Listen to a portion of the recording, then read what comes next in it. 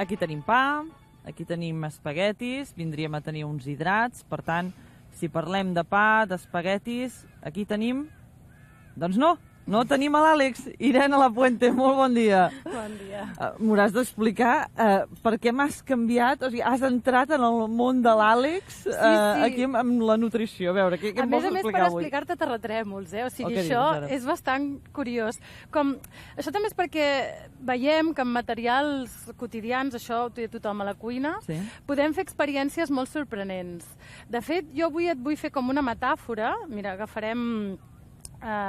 volem uns 3 trossets de pasta tallats de diferent mida. Volem un de gran, un de mitjanet i un de petitet, per exemple. Hem de dir, Irene, que això ens ho has fet perquè ara que tenim molts nens a casa aquests dies, que amb els pares, si sou pares, tiets, cosins, germans, el que vulgueu, pugueu experimentar i explicar la relació amb els terratrèmols. Exacte. I tenim 3, tallen alguns perquè et quedi així de diferents mida, un de petitet, i un de mitjà. Un de mitjà. Em diràs què hem de fer, Irene. I llavors li posarem una miqueta de pa, que per això hem portat aquí pa. Hem de fer uns pinxos? Hem de fer uns pinxos de pasta i pa. Que això simularan els edificis. Sí? Aquests espaguetis estan simulant diferents tipus d'edificis. D'acord. Tenim un gratacels, un mitjanet. Si veus que és molt dur, també tenim molla, Si veus que se't trenca... Perdó. No passa res. L'experimentació és porta el que té, escolteu, a veure. Sí, no pot ser tot perfecte. Ai, val, sí, punxo. No patiu, me sortirà, Em sortirà. Agafa part de molla, si vols. Vaig a fer el meu edifici, un moment. Recordem que estem fent petits edificis... Estem fent petits edificis. Agafa molla. Oh, clar. Irene, m'has portat aquí uns... Va, molla. D'acord, molla, ja tinc un altre edifici i ara vaig a fer un altre edifici. Recordem que estem fent edificis per sotmetre'ls a un terratrèmol? Exacte. D'acord. Per què, Irene? Un terratrèmol què és? Clar, el terratrèmol, nosaltres veiem la Terra com tota contínua, però sota hi ha una capa, que és la litosfera, que seria com un trencaclosques. O sigui, que està fet per diferents plaques, que se'n diuen, les plaques tectòniques. I aquestes plaques no estan quietes, podrien, però no, i van bellugant-se. Llavors això genera una certa fricció, i el que es coneix com falles, perquè hi ha un trencament. Llavors, quan aquestes plaques friccionen entre elles, generen energia. Aquesta energia es transmet en forma d'ones, i és això que és un terratrèmol. Aquesta energia que ens arriba, que a vegades és més petiteta, i gairebé no ho notem, i a vegades realment és molt grossa i doncs poden caure edificis o poden passar desgràcies, De fet, és una de les vies de desgràcies naturals més grosses, Per entendre'ns, la Terra és un puzzle i les juntes de les peces és el que ens provoca el seu moviment, ens provoca això. Molt bé. Exacte. Llavors, això dèiem que freguen, hi ha una energia, i mireu, a mi ja m'està passant, llavors aquesta energia es passa en forma d'ona, que vol dir que hi ha uns impulsos periòdics. Si jo li vaig fent un impuls periòdic, espera que aquesta se m'enganxa, fem un impuls periòdic a les nostres mans, això seria la ona. Mireu que amb molt poqueta freqüència, la freqüència seria la quantitat de copets que donem, les més altes ja comencen a vibrar. I vibren molt. Si augmento, aniran vibrant les altres. A mi se m'enganxa aquesta amb aquesta. A mi també, és que clar... Hem fet un crostonet massa gran. Mira, els meus edificis van millor que els teus. Això pot ser que t'hagi trencat. Se t'ha trencat, pot ser que se't trenqui. És el que passa quan hi ha un edifici. Exacte, mireu que el primer que es trenca no és casualitat, a mi també se m'ha trencat. El primer que es trenca, quin és? Els alts. Els edificis alts, sí? Perquè vosaltres, això que estem veient, això que amb molt poquet impuls un es posa a ballar, mira que ara se'n posa a ballar el següent, i en canvi el petitet no balla, això és perquè jo estic encertant la freqüència de resonància. Sí? Hi ha una freqüència típica que cada objecte li dona per arribar a la màxima amplitud. Exacte. I els alts teniu una freqüència de resonància molt petiteta. Amb molt poqueta freqüència ja comenceu a oscil·lar. Nosaltres una miqueta menys. Els baixets triguem una mica menys. Però és que això que estàs dient que estem fent, digue-li, estem fent una mica de broma, però és que és ben cert. Un edifici alt és molt més sensible al moviment, una persona alta és molt més sensible a aguantar l'estructura que una persona més baixeta. Exacte, perquè de fet tot s'ajunta, el centre de masses que un dia ho fèiem amb els ganivets, amb les forquilles, recordeu, està més avall, amb una cosa baixeta està més avall, l'oscil·lació necessita una freqüència molt més alta per posar-se en ressonància, per tant, sí, és més difícil d'estabilitat amb els alts. Els dos edificis. Exacte, que ens posem a oscil·lar. Exacte, conforme, hem entès a la perfecció. El que passa és que hi ha solucions perquè aquests edificis, perquè penseu que hi ha llocs, no, doncs com al Japó, que són zones de terratrèmols i en canvi tenen gratacels. Com s'ho fan?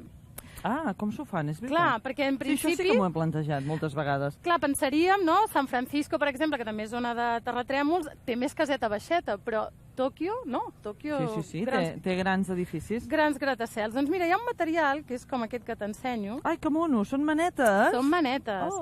Però aquest material, que sembla un filferro qualsevol, no és un filferro qualsevol. Mira, de fet, el podem desfer. Puc desfer aquesta maneta? Desfem la maneta.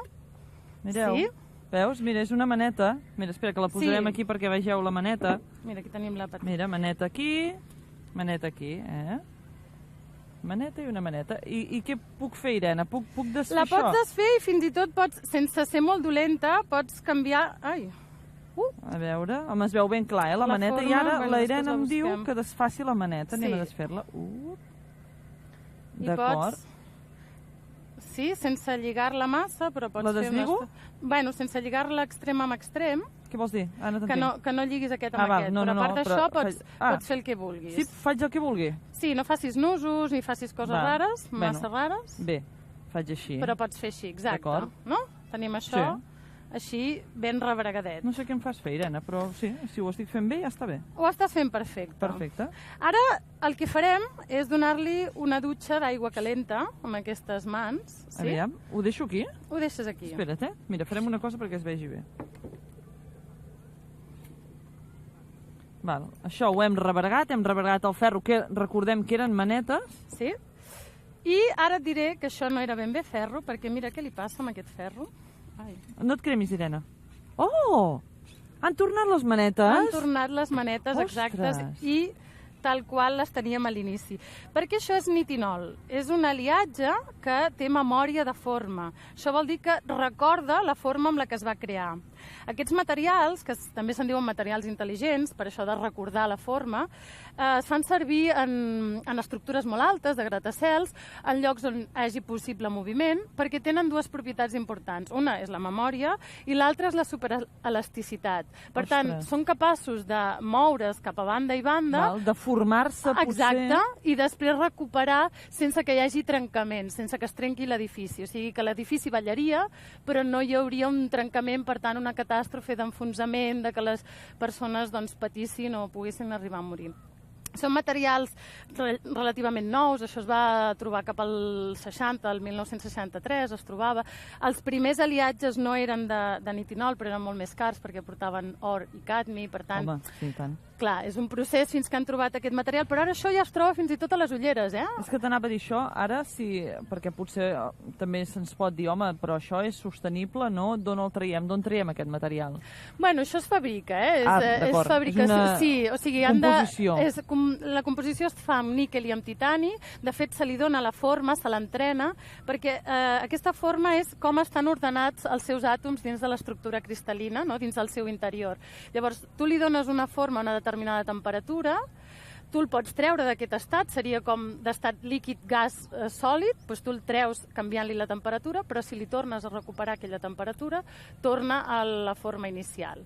Hi ha alguns que la temperatura és molt baixeta, però baixeta com sigui gairebé temperatura ambient, llavors sempre tornen ells a la seva...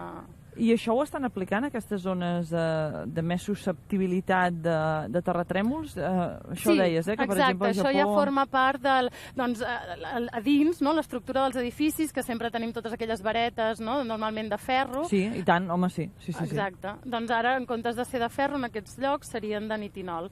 és una mica més costós, però t'estalvia catàstrofes i, per tant, surt molt més a compte a la llarga. Deies que això, a part de tenir-ho als edificis, ho trobem també en altres... Sí, hi ha nens que el porten a les ulleres, perquè els nens trenquen... I per què nens?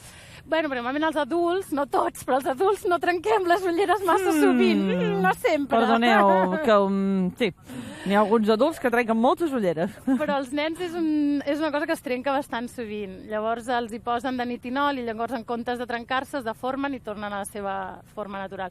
O els que han portat ferros a les dents, sí, jo també, correcte, doncs, aquells fantàstics ferros que se t'enganxa tot. I te'ls apretaven cada setmaneta. Home, i tant, i unes gomes per la correcció, que ara tornaria a tocar, però això ja seria un altre tema. Doncs ara ja ho fan amb nitinol, llavors ell sol es va... O sigui, ell té una forma final que va aconseguint a poc. Per tant, no te'ls apreten cada setmana, sinó que gradualment ell va recuperant la seva forma. Per tant, és menys dolorós, perquè el dia que te'ls apretaven feia bastant de mal. Feia molt mal. Exacte. O sigui, estem dient que ara els ferros que els hi posem als nostres bailets petits ja no són els que vam dur tu i jo? No tots, però sí, aquesta tècnica ja s'està fent servir a odontologia, o sigui que sí. Clar, imagino que també és per la calor.